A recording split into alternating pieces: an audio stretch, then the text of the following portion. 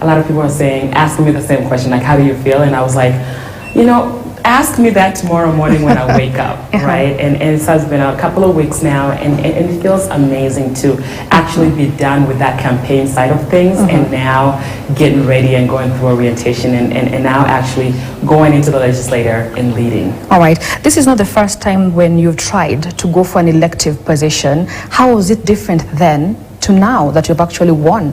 Yeah, so the difference is really, it comes down to understanding how to run campaigns. Before, it was all about, just getting to the people and really mobilizing around community-rooted organizing. But we realized, now that we look back on our lessons, one of the biggest lessons we learned was that data matters. Understanding who is who, where they stand on issues, and how they vote mattered. And so this time around, we really focused on the registered voters, and we really honed in on what their issues were, and we went in and really communicated with them in a manner that we were basically their candidate of choice. And so if you would ask me the difference between the first campaign and the second campaign, I would say is understanding the data and making sure that we utilize that data in a manner that made sense and allowed us to make decisions to win a race. So does that basically say that technology is really reshaping the political campaigns in the country, and how did you use that on your end? Absolutely. I mean, we're in a world of technology, especially with our young people growing up and our Gen Zs, right? Especially here in Kenya. Technology is a tool that really shaped how we organized, how we mobilized, because in the U.S., how it's set up, the Secretary of State, that department is assigned to, keep a record of all registered voters, right? And they're all of that information, and we are utilizing technology. We utilize technology to map out the different areas and the different wards within my district to make sure that in this district, when it came to the primaries, they voted this way. So let's tailor our message in a different way. And obviously, besides utilizing databases in that form, we also, look at social media and technology and really how we maximized. We were the young, hip, campaign and bringing in a new, refreshing side of campaigning, because the current person who was holding that seat finally was retiring after 22 years. This was an older white gentleman. And so our goal was to bring in a fresh, new perspective of campaigning and a new energy, exciting energy, and definitely including a diverse group of people and not just a core one population part, but really be inclusive in nature, not only from an economic standpoint, but from also a racial perspective, because I represent the most diverse district in the whole entire state of Minnesota. And so I was very intentional about making sure that we were utilizing technology to understand the different population groups, where they were and what their needs were, and then tailored our resources and our messaging around that. Clearly, what it now seems is like it's time for the young blood, right? So even when it comes to Kenya globally, that is a new trend. Yes. Do you think the young people are ready for, those big elective positions? I think they're ready. It's a matter of making sure that the environment is ready for them. You'll be surprised if you offer a young person an environment and an opportunity to exercise their right to really be creative and what they'll come up with. I take pride, again, in my team and how we mobilize the young generation to be excited about politics. And a lot of the people who actually put in the work, I'm talking about door knocking. In the US, you literally have to go to each door and knock and talk to them about, your ideas and your policies and what you want to bring to the table, and convince them to vote for you, and then possibly give you money, right, to run the campaign. And most of those people who are doing that hardcore work, including phone banking and doing mailers, were all young people, And so I am a firm believer that when a young person is given an opportunity to be creative and get engaged, they participate, and most of the time they literally produce results that most people are not expecting. All right, let me take you back to campaigns, and we just want to compare how it's done in the US and here in Kenya, or how you went through your own campaign. In Kenya, there is that tokenism bit where you have to motivate your voters to go out vote. Is it the same with the US? No, it's not. In the US, it's a country that really has strict laws and policies around campaigning. So every single penny, not a dollar, penny, is accounted for. You have to account for it. There's a commission that is called the Campaign Finance Board that literally audits every campaign, makes sure that they adhere to the rules and regulations of the state of Minnesota around campaigning. So that means we can't collect money from certain key individuals. For example, if you are not a permanent resident or citizen, that person cannot donate to your campaign. If you are obviously a foreign entity, that foreign entity can't contribute to your campaign. Here in Kenya, right? It doesn't matter where you just get your money where you get your money, right? There, we literally have to record every dollar that comes into the campaign, and then when it comes to the voters, you're selling policy, right? You're selling your message, not what did you call it? Tokenism. Tokenism, right? Yes. Motivation. That motivation on tokenism is definitely prohibited in the U.S. If you just doing a simple Google, you will see a lot of campaigns that have gotten in trouble, even for a simple thing as using the campaign finance to buy a simple thing as an iPhone that they're using personally, right? And so it forces candidates to really get to know their constituency and really sell their message in order to get votes. All right, your win has brought so much hope to immigrants, not only in Kenya, but also internationally. They're seeing hope. What policies will you put in place to ensure that these people are protected? So I definitely want to make sure that, first of all, I'm humbled by that, right? But secondly, I want to make sure that, whoever is celebrating globally understands that my priority are obviously for my constituency, the voters who actually voted me in. But at the same time, too, the state of Minnesota as a whole, every state in the U.S. has the luxury of really engaging foreign entities in terms of economic development and as well as cultural exchange. And so I'm here in Kenya, obviously having roots here, looking at, what do you call it here in Kenya, benchmarking? Benchmarking, yes. Benchmarking. Yes. Making sure that, I understand what's on the ground, I understand who is who, understand the challenges, the economic challenges in terms of, for example, if we were to bring a manufacturing plant here in Kenya, what would that look like? What are the challenges? And then also looking at, this collaboration has to be mutually benefiting, not only for the state of Minnesota, but also here in Kenya as well. So I'm excited to, look at the opportunities that are ahead.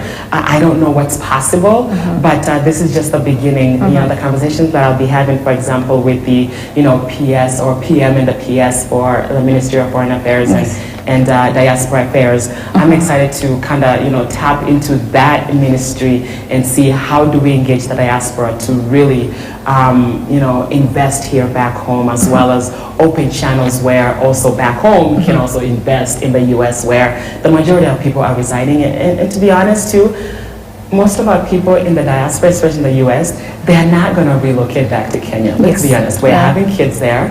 We are having, we are investing there. And when we come back to Kenya, we are here for a vacation. Yes. Right?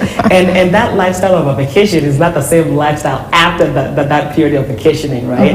And so we have to have a different mind shift in terms of what that looks like. Yes, we're passionate about our country, Kenya. Yes, we still want to see our country thrive, but we also have to acknowledge that we also have a second home, which is in the U.S. or whatever you find yourself in. And we have to marry those two and really see how do we create partnerships that are, mutually beneficial. All right, and let's go back to your campaigns and some of the issues that you are really focused on during the campaigns were affordable housing, access health, affordable health care. Why are you so interested in those? You're doing your homework, Grace. All right, I love that. So again, those issues are rooted in the conversations that I was having with my constituency. And even before that, there are issues that I have championed as a community leader. I worked a lot in the nonprofits, and you know, I would go to the Capitol and champion housing. I would champion healthcare. I would champion unions and strong worker rights. I would champion, you know, a strong economic force, especially as small businesses, which are predominantly African immigrant businesses.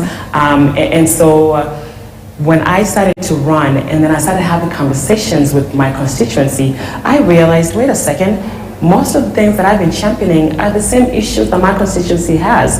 And so it was a beautiful, you know, just marriage of, you know, my values and what I wanted to do with what the people were saying when I was door knocking, making phone calls, going to community events, and that was the recurring themes that I was hearing, and that's where, you know, my team and I really centered our message around. All right. So you feel like with you, you're going to, but when we try, let me take you back to try, and because Kenya, we're also trying the affordable housing project. President William Ruto is really, you know, active on it, and he really wants his people to have decent homes. Is it do you have similar incidences in Minnesota as well? That's why you're keen on ensuring that your people are going to have good living standards. Yeah, that's a really good way of phrasing that question. So in the U.S., when we talk about affordable housing, access to affordable housing, you know, we're looking at it from different perspective in terms of, you know, the life stages of an individual, right? A young kid who just graduated from college, they're not looking to buy a home, right? Myself with a young family, you know, we're at the stage in our lives where we're ready for, you know, to buy our own home. So making sure that not only, you know, my constituency, but the state of Minnesota in general, you know, has options of affordable housing that, you know, it doesn't matter where you are in your life, you can afford. So for example, renters, making sure that, you know, we have strong renter rights, making sure that, you know, those who are renting, you know, are protected under the law, and their rights are being protected. And then making sure that we have affordable housing in general, like homeowners, you know, making sure that we have programs for new homeowners, especially immigrants, especially people who come from, you know, marginalized communities, so that, you know, they're able to, you know, afford their first home. And then also, you know, bringing down taxes so that these people can afford their livelihoods and not have to worry about their property taxes increasing, and they have to make a decision whether to, you know, pay their mortgage or take the kid to school, you know, and so when we talk about housing, those are definitely some of the key areas that I really want to focus on. All right, and perhaps if we can talk about, just aside from the campaigns and the elections, we have a new president-elect, that is Donald Trump. What does his win mean for Africa? It's quite interesting. Obviously, this is not the first time Donald Trump has been in office. So this is his second term. And when we look at the democracy of the U.S., which has been 200 plus years old now, a very mature democracy, the will of the people, you know, has prevailed, as you saw. And really, at the end of the day, you know, whether you're a Democrat or Republican, we have a president-elect Donald Trump. And we already know what he brings to the table, especially for the African immigrant community. And it's quite concerning. Speaking as a Democrat, let me just speak for my own party. But at the same time, too, we are confident in the laws of the country, in our constitution. And the state of Minnesota is very proactive in making sure that, you know, our state laws are protected, no matter what happens at the federal level. And so many of us have had really honest conversations with our Attorney General for the state of Minnesota about what the Donald Trump presidency and his administration, what that's going to look like. We can sit here and continue to speculate, but at the end of the day, you know, what we can control is how we will go about exercising our full right under to the full extent of the law, in making sure that we protect the residents and the citizens and the permanent residents of the U.S., especially in the state of Minnesota. And so with that, you know, we have 2 years, you know, until the midterm election. You know, you understand that the elections in the U.S., you know, we have the midterm and then we have the general election. And then the midterm is just halfway between the presidential election. And so we, right now, you know, the Republican Party controls both the Congress, right? Both the House and the Senate.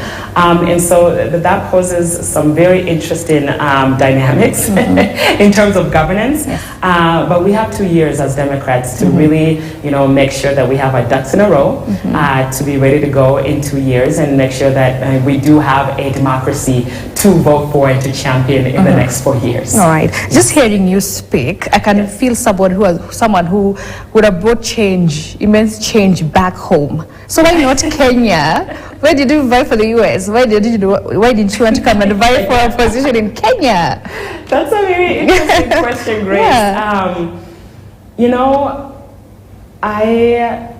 I'm passionate about Kenya, where I come from, and that's because of my parents and how we grew up, and my parents being very intentional about making sure that we don't forget our culture, especially our language, right?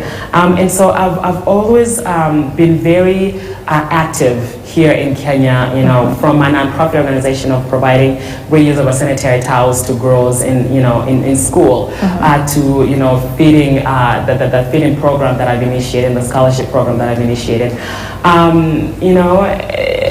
Earlier on, when I was a little bit younger, I had that idea of coming home and just living here and relocating here. What happened? And really, helping Kenya grow and really provide, a good living for its citizens. But life has a funny way of just changing your mind depending on your experiences, your lived experiences, right? And so as I grew older, went to school, started realizing, hey, this is America. Okay, all right, this is American dream. Okay, okay. And then I had my kids, right? Yeah. I got married. That's when I realized my family's here.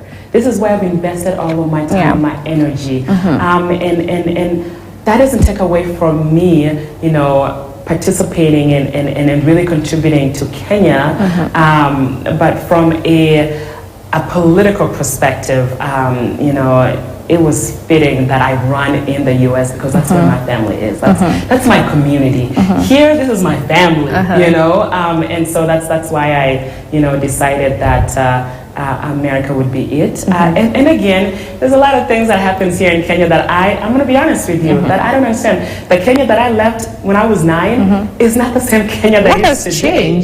What has changed? A lot. Like? Talk to us about it. A lot. I mean, the modernization of Kenya has tremendously technology, for example, where you literally have, and again, this is amazing things that has happened here in Kenya, but the culture too, it's different, It is? It is. I mean, if I look at, so for example, I come here, it's laid back, right? It's so laid back to the point where I find myself just annoyed, like, we have a clock to keep, right? Because in the U.S., we have a schedule. And so, it's not a big deal, but the way even business is done here is definitely different from how, business is done in the U.S. Not saying it's bad, but it's just different. And I'm so used to that convenience that we have in the U.S. compared to Kenya. All right. Yeah. We're still proud of you. You're still our very own. Very proud that we have our own who is shining. Are you getting so much pressure from Kenyans, or now that they feel like you're going to help them? If I could just take it back to the like of the former U.S. President Barack Obama, people feel like, oh, this is our person, he's going to come and help us. Are you feeling that pressure that my people back home may feel like I need to do certain things for them, and then maybe they don't, they'll be like, see now again. Not as much as most people would think. Obviously, I'm getting tons and tons, and my PA can tell you, I'm getting tons and tons of messages. Okay, now Sasa, you need to do this, you need to do that. But I have to remind people that the people who elected me are the people in Senate District 38A, right? And I have a mandate, a priority mandate to them. So there's basic things that I get all the time about. Sasa, Kenya will be in Minnesota. We have arrived now. I can't do anything about that. Unfortunately, immigration is a federal, and that's again, I'm talking about immigration because that's the biggest thing that a lot of Kenyans are really wanting to know if I can do something about it. And to be honest, I can't, because that's a federal issue. I was elected at the state level, and so the expectations, honestly, they don't bother me much because I'm not afraid to tell them the reality and really the reality of the situation is that this seat is not as big as you might think, right? Yeah. But my promise is this. I am looking at what's possible in terms of, bringing economic development and cultural exchange to Kenya within obviously the confines of what the state of Minnesota can do as a legislator. And even within my own city, I see my mayor going to Japan, going to Europe, signing bilateral agreements with those other entities. Why not Kenya? Right? Why not Kenya? Because I could see, a lot of our products, for example, our flowers, our coffee, our tea, where are they all going? They're going to Europe, right? And there's a big population in the U.S., not just in Minnesota, in the U.S. that love our coffee, that love our flowers, that love our tea, where most of the time we come here, we shop in big, quantities and we take it there. But can you imagine if we have that bilateral agreement where our coffee is going straight to the U.S.? Yes. That's creating more jobs here. That's creating more opportunities here. And then at the same time, again, as I mentioned earlier, just a simple example as getting a manufacturing, some of these big corporations that are really the headquartered in Minnesota, Fortune 500 companies, where they can come here and really tap into a well-educated, our young people are very well educated. Yes, they are. The population of Kenya right now, the literacy level compared to other nations in the continent of Africa is through the roof. So how do we tap into that? I mean, obviously, when it comes to our economy and having jobs here in Kenya, that has been a challenge, a struggle, where stories upon stories I hear of, graduate students, even masters who can't even find a job, right? So how do we open those channels, especially with these big companies, not only from a tech perspective, because there's a big a tech boom right now, to a manufacturing, to textile, you name it, have it here. That's creating jobs, very livable, equitable jobs, and also building the brand not only for those companies here in Kenya, but also being the gateway to the African continent, because literally the African continent is the next biggest business boom of our generation, especially with the resources, the rich resources that this continent has. All right, parting shots, what should we watch out from you? Well, you should watch out. Let me put it this way. Okay. I'm going to bring some new energy into the state of Minnesota. I'm going to bring some culture into the state of Minnesota. I'm going to bring some style, as you can see. Thanks, Akinye. Shout out. And also, my goal is to make sure that I look at what's possible both here and then also in Minnesota, and really with it, because I have a very short amount of time. People don't know that my term is only 2 years. 2 years, yeah. 2 years is not a whole lot to really do a lot of things. So my priority right now is to really focus on the needs of my constituency, do that job very well, while at the same time trying to open these doors and trying to take away some of this red tape between, the bilateral partnerships between Kenya and Minnesota. All right. Well, I think that's it for us. Do you know any words in Swahili? I want you to wrap this show in Swahili. In Swahili? Yes. Wow. Grace. Sasa wewe you put me in a really awkward. Asanteni sana, my sister Grace, kwa kunipa nafasi hii. That? Endelea kutazama runinga ya najaribu Listen. Nilikuambia Swahili, the Swahili for me was this thing where it was never taught in my household, right? But now if you told me to tell you in closing and kissing, my friend will be here until tomorrow. Do it. Abana baminto twaikirega Kenya. Anata tekware nimbia mono esisa yanega Grace ongagina ombekire bya sana, yani igule bya sana mwa celebrate win not only for Abagusi but Kenya Yospi. Asante sana. Tell them to watch KTN. And please make sure you watch my sister Grace on KTN. Thank you. Thank you so much. That was amazing, right? Thank you. I had a blast. You had me sweating. Nawatakia Christmas njema wa Kenya wetu.